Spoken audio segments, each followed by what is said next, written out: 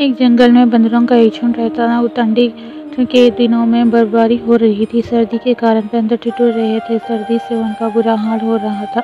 इसी मौसम में एक पेड़ पर अंगूरों की तरह लाल रंग के फल लद रहे थे। कई बंदर उन फलों को आग के फल समझ रहे थे और उन्हें फूंक मारकर सुलगाने का प्रयास कर रहे थे।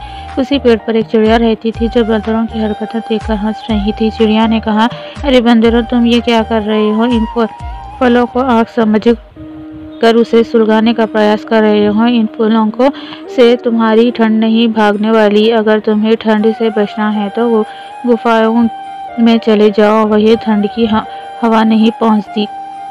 चिड़िया की बात एक बूढ़ा बंदर सुन रहा था। बूढ़ा बंदर चिड़िया से बोला, अरे चिड़िया, ये मूर्ख है, इन्हें समझाने का कोई मतलब नहीं है। ये तुम्हारी बात को मानेंगे नहीं, उल्टा तुम्हें ही नुकसान पहुंचा देंगे। चिड़िया और बूढ़े बंदर की बात सुन के कुछ बंदरों को अच्छी नहीं लगी और उनमें से एक खूंखार बंदर आया और चिड़िया के घोंसले को तोड़कर तहस नहस कर दिया। चिड़िया के अंडे भी फूट गए और चिड़िया बड़ी मुश्किल से अपनी जान बचा पाई।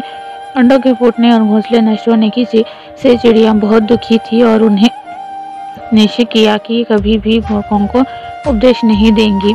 मूर्ख बंदर और चिड़िया की कहानी से हमें शिक्षा मिलती है कि मूर्खों को कभी उपदेश नहीं देना चाहिए।